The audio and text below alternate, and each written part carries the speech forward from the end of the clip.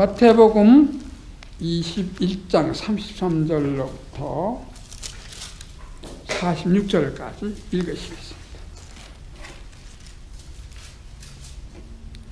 같이 읽으시겠습니다. 뜻을 생각하면서 다시 한 비유를 들으라. 한 집 주인이 포도원을 만들고 산울로 두르고 거기 짓지 않은 구유를 파고 망대를 짓고 농부에게 세로 주고 타국에 갔더니 실과 때가 가까움에 그 실과를 받으려고 자기 종들을 농부에게 보내니 농부들이 종들을 잡아 하나는 침이 때리고 하나는 죽이고 하나는 돌로 쳤거늘 다시 다른 종들을 처음보다 많이 보내니 저희에게도 그렇게 하느니라. 후에 자기 아들을 보내며 가로되 저희가 내 아들은 공경하리라 하였더니 농부들이 그 아들을 보고 서로 말하되 이는 상속자니 자 죽이고 그의 유업을 차지하자 하고 이에 잡아 포도원 밖에 내쫓아 죽였느니라. 그러면 포도원 주인이 올 때에 이 농부들을 어떻게 하겠느냐? 저희가 말하되 이 악한 자들을 진멸하고 포도원 제때에 실과를 바칠 만한 다른 농부에게 새로 주리라. 예수께서 가라사대 너희가 성경에 건축자들의 버린 돌이 모퉁이의 머릿돌이 되었나니 이것은 주로 말미암아 된 것이요 우리 눈에 기이하도다 함을 읽어본 일이 없느냐. 그러므로 내가 너희에게 이르노니 하나님의 나라를 너희가 받고 그 나라에 열매 맺는 백성이 받으리라.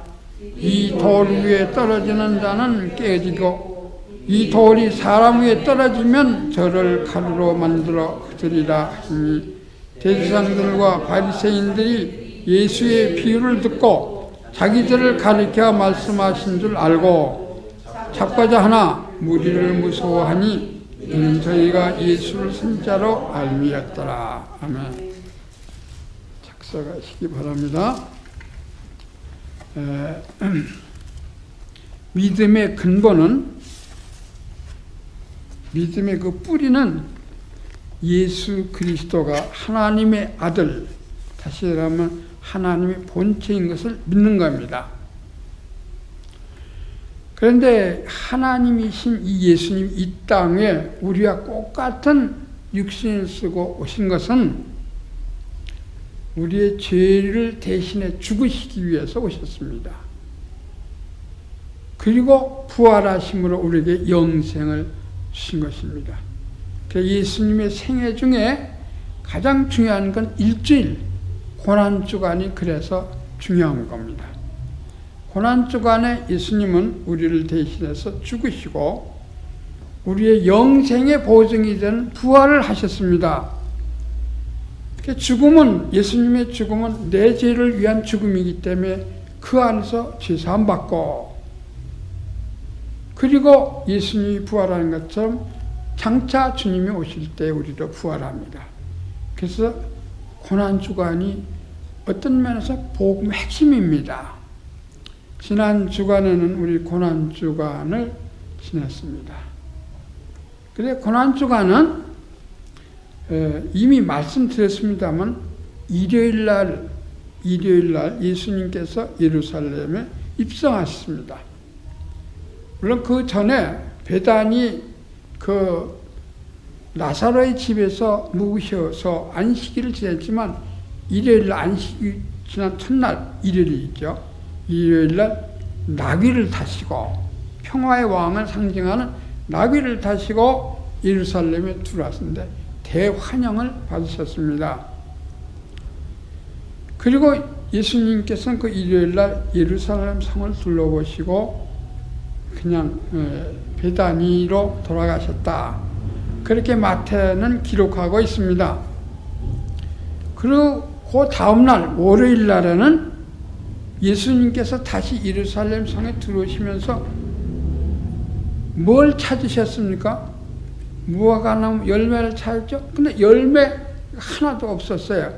그 열매 없는 무화과나무를 저주하니까 그 당장에 그 나무가 말라 죽었습니다. 그리고 성 안에 들어와서 그 예루살렘 성전을 그냥 양, 염소, 비둘기, 돈 바꾸는 거, 장사터를 만드는 게, 다시 말하면 거기서 그 성전을 이용해서 돈을 벌고 있단 말이에요. 다시 말하면 예수님의 이름을, 하나님의 이름을 이용해서 돈벌이를 하니까 도둑놈의 소굴을 만들었다. 예수님 말씀하면서 그 모든 것들을 정결케 했습니다. 그리고 이 집은 만민이 기도하는 집이라. 그 집이 누굽니까? 예수 그리스도 자신이에요. 우리가 기도하지 않으면 그 예수님 필요가 없게 되는 거예요.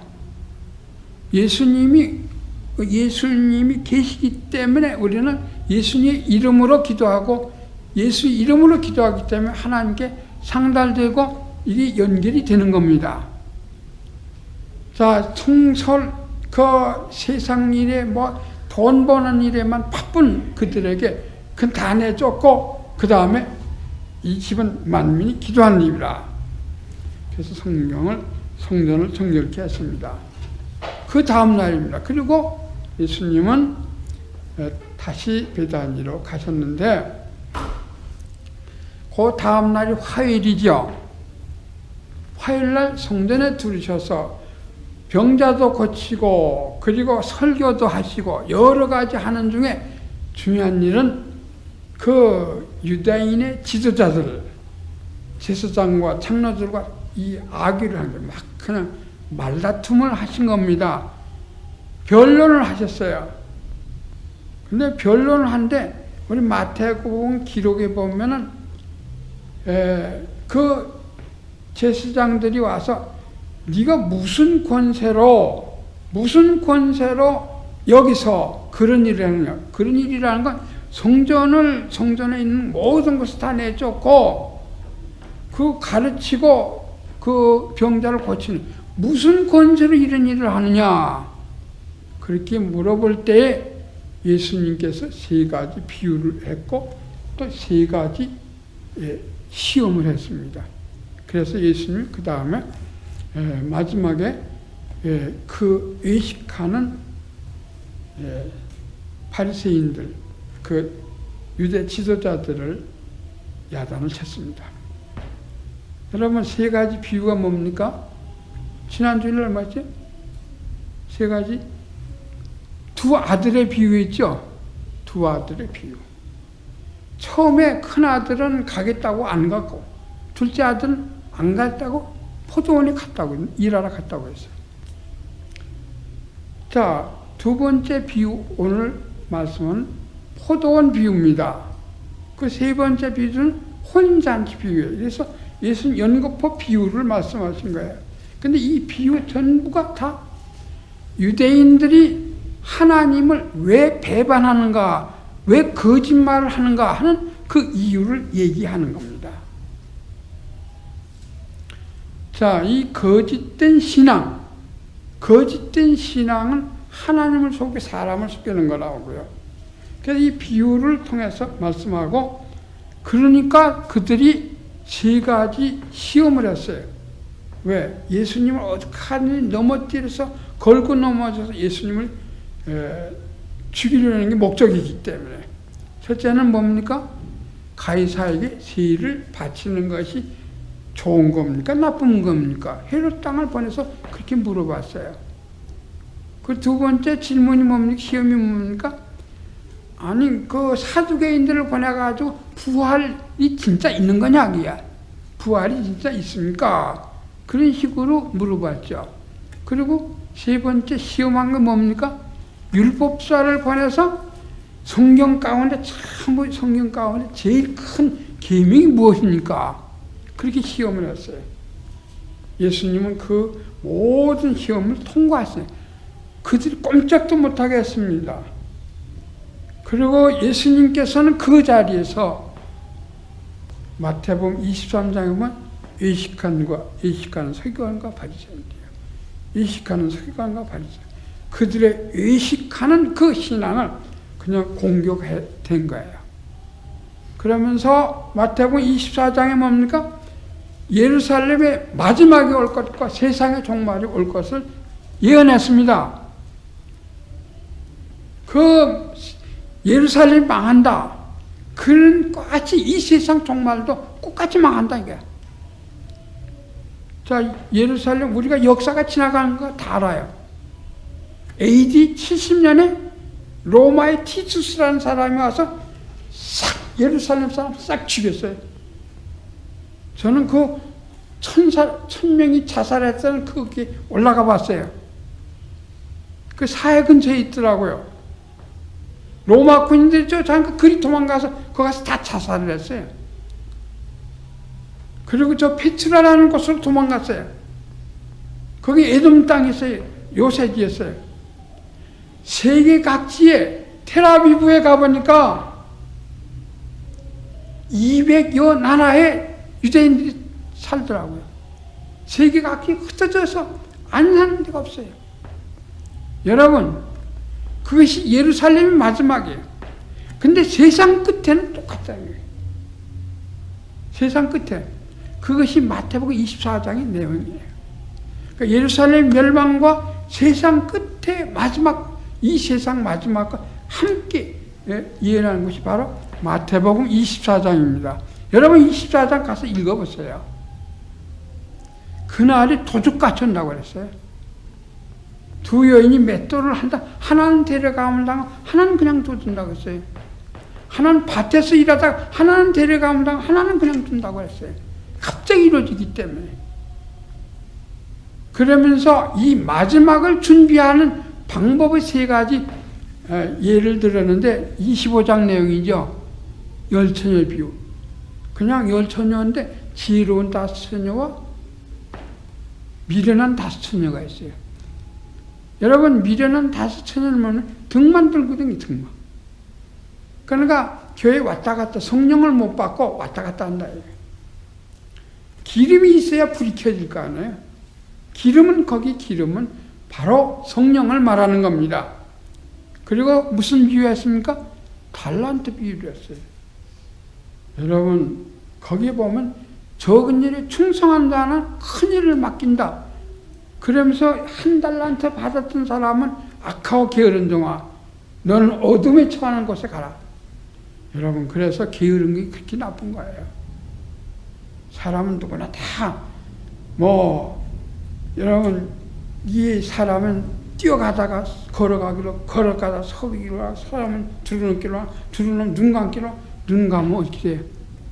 잔다고요. 사람은 누구나 다 게으른 것이 특징입니다.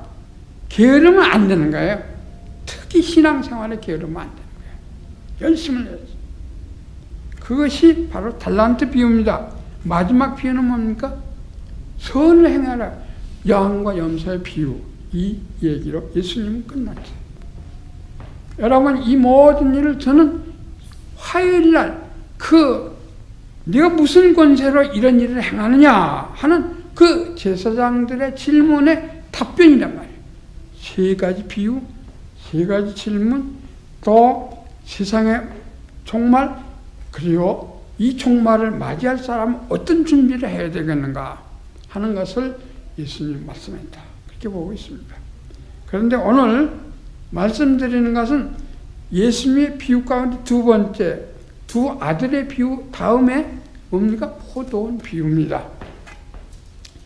그래서 오늘 여러분이 읽은 말씀은 33절로 46절까지 포도원 비유를 말씀하는데 이 포도원 비유를 세 대지로 나눠서 여러분들에게 말씀드리겠습니다. 첫째는 우리는 다 세를 들어 사는 사람입니다.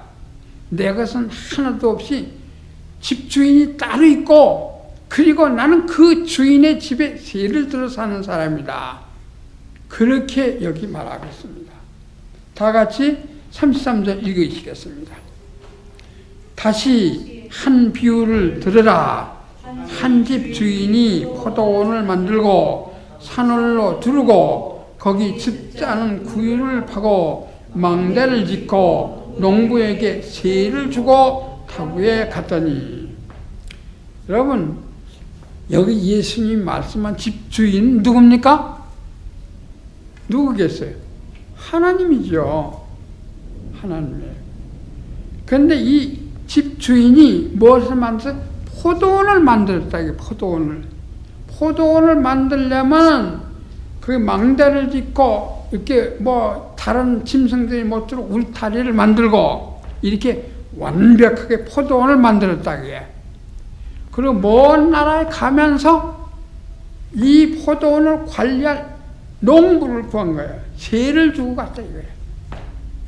여러분, 오늘 본문에서 집주인은 하나님이고, 그리고 여기 포도원은 나라를 말하는 거예요. 항상 성경에서 이스라엘 나라를 포도원으로 비유하고 있어요. 교회를 포도원으로 비유하고 있어요. 여기 성경에 보면은, 이런 포도원에서 뭘 얻으려고 하는 거예요? 포도를 따서 그 이스라엘의 대표적인 과일이 포도예요. 그 포도주를 마시고 그 물이 귀한 나라이기 때문에 여러분 포도원은 이스라엘 나라를 말하는 겁니다. 그 포도원을 관리하는 사람들이 누구예요? 이스라엘 지도자들, 농부들을 말하는 거예요. 그리고 집주인의 종은 누구를 가리키는 겁니까? 집주인의 종은 누굽니까? 선지자들을 보내는 거예요. 그리고 집주인의 아들이 누굽니까? 예수님이에요. 그러니까 여기 집주인은 하나님이시고 집주인의 종은 선지자들이고 집주인의 아들은 예수님이고 그 집을 그 포도원을 빌려서 관리하는 농부들은 바로 유대의 지도자들이라고. 유대인들을 유대 지도자들이에요. 자, 여기서 중요한 것은 난 뭐 여러 가지를 해석할 수 있지만 여기서 중요한 것은 우리가 세를 들어 사는 사람이야. 이것을 신학적으로는 뭐라고 합니까? 청지기 사상이라 그렇게 말하기죠. 내 것은 하나도 없다. 여러분 실제로 그렇습니까? 안 그렇습니까? 뭐 빌 게이츠가 재산이 이 세상에 제일 많고 세금을 제일 많이 낸다고 하는데 빌 게이츠 거 있습니까? 없습니까? 그가 죽으면 한 푼이라도 가져갑니까? 못 가져가요. 그도 밥 3끼 먹고 저와 여러분도 3끼밖에 못 먹어요. 난 그게 다행이라고 생각해요. 아니 돈 많은 사람 다 그냥 10끼씩 먹는다고 하면 그 사람은 얼마나 많이 먹겠어요. 근데 요새는 많이 먹어서 병든 거예요. 못 먹어도 병들지만 많이 먹으면 병들어요. 그런데 내 건 하나도 없는 거예요. 그걸 뭐라고 그래?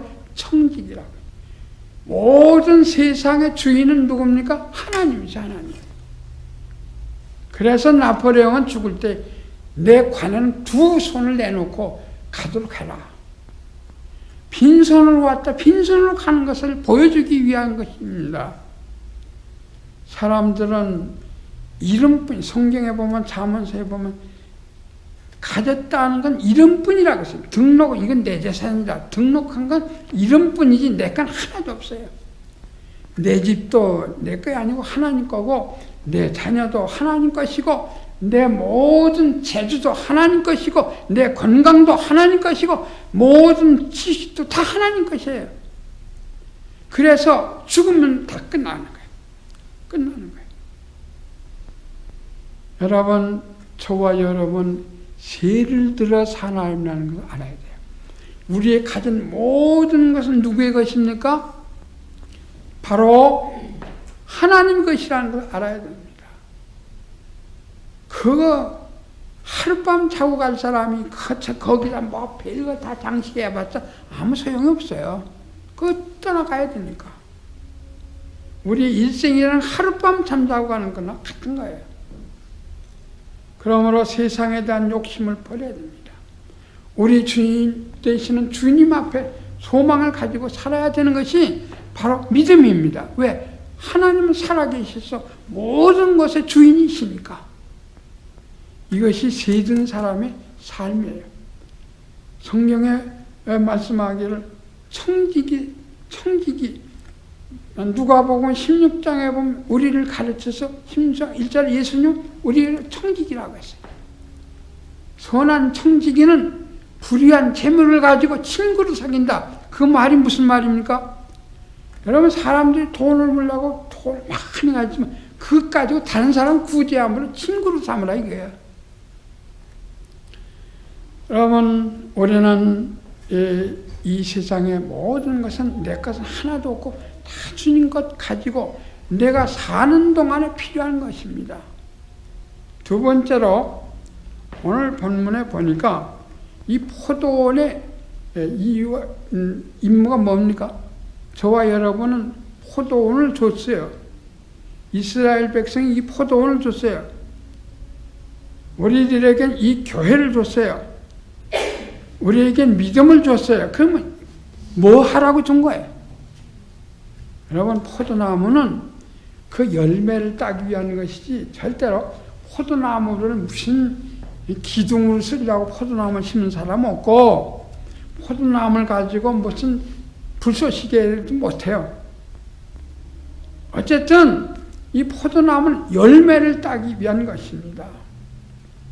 저와 여러분을 이 세상에 두신 목적은 선한 열매를 열게 하기 위한 겁니다.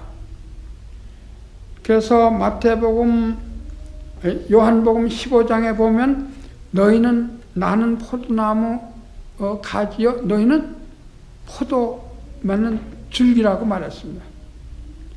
그래서 그 포도가 그 가지에 매달려서 결국 줄기에 매달려서 있지 않으면 열매를 열 수 없다고 말씀하셨습니다.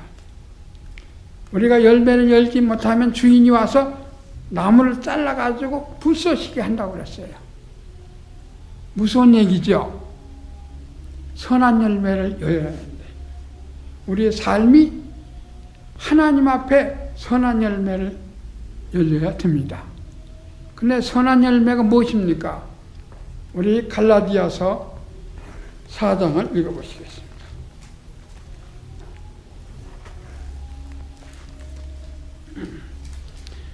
아, 5장입니다. 갈라디아서 5장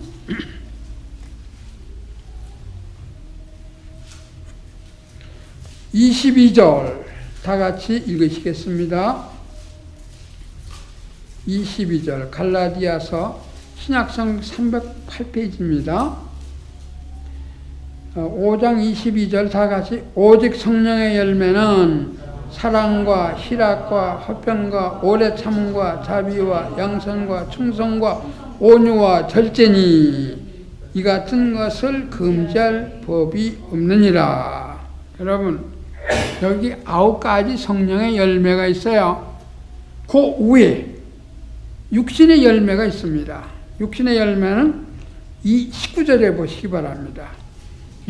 육체의 일은 현저하니 곧 음행과 더러운 것과 호색과 우상숭배와 술수와 원수를 맺는 것과 분쟁과 시기와 분냉과 당지는 것과 불리함과 이단과 투기와 술취함과 방탕함과 또 그와 같은 것들이라. 전에 너희에게 경계한 것 같이 경계하노니 이런 일을 하는 자들은 하나님 나라를 유업으로 받지 못하리라. 그리고 성령의 열매를 했어요. 저와 여러분이 완벽한 사람은 아닙니다. 그래서 회개라는 게 필요합니다. 그러나 우리들의 삶의 목표는 하나님이 완전하신 것 같이 완전을 향해 계속 자라는 겁니다. 그것이 믿음이 자라는 것입니다. 어제도 오늘도 여러분 개가 토했던 거 다시 먹는 것과 같은 그런 생활을 해서는 안 된다는 얘기예요. 여러분 개는 토했다가 그거 다시 먹어요. 우리가 그런 생활을 하지 말라는 게 내가 완전하다는 얘기 아니에요. 저 자신도 하나님 앞에 부끄러운 것이 많은 사람이에요. 그래서 회개가 하고 내가 연약한 것을 알고 하나님 도와주십시오. 그리고 기도해요. 그러나 우리의 삶의 목표는 성령의 열매입니다. 사랑과 희락과 화평과 온유와 절제입니다. 내가 하고 싶은 대로 다 하는 거 아니에요. 사람이 성장하면 성숙한 사람이 되면 그 다음부터 절제할 줄 아는 거예요. 자기 하고 싶은 대로 하는 거예요. 여러분, 우리는 성령의 열매를 열어야 됩니다. 성령의 열매는 나 자신부터, 나의 삶이 하나님 앞에서 완전하지 이를 향해서 발전해야 되고, 그리고 나아가서 우리는 다른 사람을 권면할 수 있어야 되는 겁니다. 여러분, 왜 이 세상이 점점 타락하고 악이 점점 승하니까 그 반면에 믿기가 더 어려워지고, 그래서 어떤 사람은 그래, 내가 예수를 믿어야 되나 안 믿어야 되나 그렇게 말합니다. 너무 고통스럽기 때문에. 그러나 귀한 것은 예수 믿어야 영생을 얻습니다. 예수 믿지 않으면 우리는 영생이 없다는 것을 알아야 됩니다. 모든 걸 다 버리고라도 예수님 따라가야 된단 말이에요. 그러기 위해서는 성령의 열매를 해야 돼요. 하나님이 저와 여러분에게 지금 바라는 것은 열매 열기를 바라는 거예요. 그런데 이스라엘 나라에 열매가 없는 것처럼 지금의 교회가 열매가 없어요. 이스라엘 사람들이 열매가 없는 것처럼 지금의 교인들의 열매가 없습니다. 그거 보면은 예수 믿는 사람이 예수 안 믿는 사람이 분간을 못할 수 있어요. 세상에 나가 사는 거 보면 똑같아요. 저와 여러분 가장 중요한 정직을 지켜야 돼요. 정직해야 됩니다. 정직하면 회개하게 돼 있어요. 자기 못난 것을 알게 돼요. 자기 연약한 거 알고 자기 부족을 알게 됩니다. 성경 가운데 가장 중요시 여기는 정직이에요. 정직. 내 마음을 속이지 말고 내 말이 올바라야 되고 내 삶이 하나님 앞에 올바라지기 위해서 애를 써야 되는 겁니다. 이것이 바로 이 포도원에 기대하는 하나님의 말씀입니다. 그렇지 않으면 어떻게 됩니까? 하나님의 종들을 핍박하게 되는 거예요. 왜? 자꾸 나쁘다고 그러거든. 여러분 마태복음 23장에 보면은 거기에 보면 예수님께서 하신 말씀이 있어요. 외식하는 자들아, 너희 조상들이 선지자 중에 누구를 핍박하지 않았느냐? 그리고 이제는 와서 그 아들을 죽이려 한다. 그러니까 무슨 소리 하니까 누가 누구를 죽여? 이렇게 얘기해주는 거예요. 여러분, 이스라엘 사람들은 가나안 땅을 선물로 받았습니다. 그 다음에 사울 임금 이후에 사무엘부터 시작해서 수많은 선지자들이 왔어요. 그 사람 중에 누가 환영을 받았습니까? 환영받은 하나도 없어요. 이사야 같은 사람은 톱으로 관에다 놓고 톱으로 잘라 죽였다고 그래요. 누가? 므낫세가. 그렇게 우리가 알고 있습니다. 여러분, 선지자들을 그렇게 핍박했어요. 왜? 죄를 지었다고 하기 때문에, 좋은 소리 안 하기 때문에, 하지 못할 것 자꾸 얘기하기 때문에, 하지 못하게 왜 하나님이 하시지 내가 하는 거 아니에요? 그래 기도하라는 거예요. 말씀과 기도 속에 살아야 돼요. 여러분, 그래서 이스라엘 사람들은 자기의 수치를 드러내는 사람이라 해서 선지자들을 핍박하는 겁니다. 여기 그 농부들이 주인의 종들을 1차로 보내니까 다 죽였다고 했어요. 그 다음에 다시 보내니까 또 죽였다고 그랬어요. 그래서 마지막에는 내 아들은 섬기겠지. 그러니까 그 농부들이 하는 얘기가 뭐입니까? 옳다 잘됐다. 저놈을 죽이면은 이제는 상속자가 없어지니까 이 포도원이 우리 걸 될 거다. 이렇게 하고 죽였다고 그랬어요. 그 종은 누구며 그 아들은 누굽니까?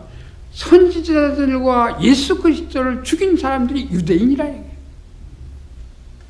여러분, 그렇게 되면 마지막에 그 주인이 돌아올 때 어떻게 하겠느냐? 우리 다 같이 오늘 본문 40절 같이 읽겠습니다. 그러면 포도원 주인이 올 때 이 농부들을 어떻게 하겠느냐? 저희가 말하되 이 악한 자들을 진멸하고 포도원을 제때로 실과를 바칠 만한 다른 농부들에게 세를 줄 것이다. 물론 여기서 의미하는 것은 유대인을 멸망시키고 그 다음에 이방인에게 주겠다 그런 얘기예요. 그런 얘기인데 어쨌든 여러분 선지자들을 핍박하고 예수 그리스도를 죽인 죄가 우리가 역사가 안에 알잖아요. 2000년 동안 그 유대인들이 댕기면서 주이시라는 손가락질 받으면서 얼마나 핍박을 많이 받고 죽었습니까? 여러분 그것이 유대인이었습니다. 그러나 하나님은 결코 실패하지 않습니다. 마지막에 아브라함의 자손이 있던 이들이 돌아온다. 로마서에 그렇게 말씀하셨습니다. 그렇게 될 줄 알아요. 왜? 성경은 거짓말이 없으니까. 그렇지만 그 중간에 이방 사람인 저와 여러분이 포도원을 이루고 이렇게 복음을 전하지 않습니까? 복음 전하 열매를 하나님께 드리는 거예요. 저희 교회는 다민족 선교회를 힘쓰는 교회입니다만 뭐 부끄러운 것이 많죠. 뭐 얼마 드리지도 못하죠. 그러나 하나님 보실 때 우리가 하는 일이 좋은 일이다 이렇게 봅니다. 우리의 삶과 우리의 생활 자체가 내가 한 번 드리는 그 헌금 그 자체가 영혼을 살리는 다민족 선교에 쓰이기 때문에 열매 맺는 일이에요. 그래서 좋은 일입니다. 사랑하는 성도 여러분, 하나님이 기대하는 것은 열매입니다. 그것을 자기 임무를 다하지 못할 때 그 종들을 죽이고 그 아들까지 죽이는 그런 끔찍한 일을 행한다는 걸 알아야 됩니다. 그래서 망하는 거예요. 이스라엘이 망하겠죠. 우리도 이 시대의 사람도 우리도 하나님 앞에 복받기 위해서 전때 우리의 선한 열매 많이 맺어야 됩니다. 마지막으로 예수님은 마지막에 이제 말씀합니다. 우리 이 42절로 46절까지 다 같이 읽으시겠습니다. 예수께서 가라사대 너희에게 성경에 건축자들의 버린 돌이 모퉁 돌이 되었나니 이것을 주로 말미암아 된 것이요 우리 눈에 기함을 읽어본 일이 없느냐. 그러므로 내가 너희에게 이르노니 하나님의 나라를 너희는 빼앗기고 그 나라의 열매 맺는 백성이 받으리라. 이 돌 위에 떨어지는 자는 깨어지겠고 이 돌이 사람에게 위에 떨어지면 저를 가루로 만들리라 하시니 대제사장들과 바리새인들이 예수의 비유를 듣고 자기들을 가르쳐 말씀하신 줄 알고 작고자 하나 무리를 무서워하니 저희가 예수를 선지자로 알미라. 여기서 예수님이 이 생각을 바꿔가서 머릿돌로 비유를 합니다. 그 이스라엘 사람은 예수를 받아들이지 않고 버렸습니다. 그 버린 돌이 흰모통의 머릿돌이 된다. 여러분 옛날 시골에 집 짓는 거 가보신 일이 있는지 몰라도 먼저 주춧돌을 놓습니다. 머릿돌을 놔요. 머릿돌을 딱 놓고 동쪽으로 북쪽으로 이렇게 맞춰요. 그리고 또 맞춰요. 그래서 네모 반듯하게 집의 사각형을 털을 잡습니다. 그 주추가 누굽니까? 이 머릿돌이에요.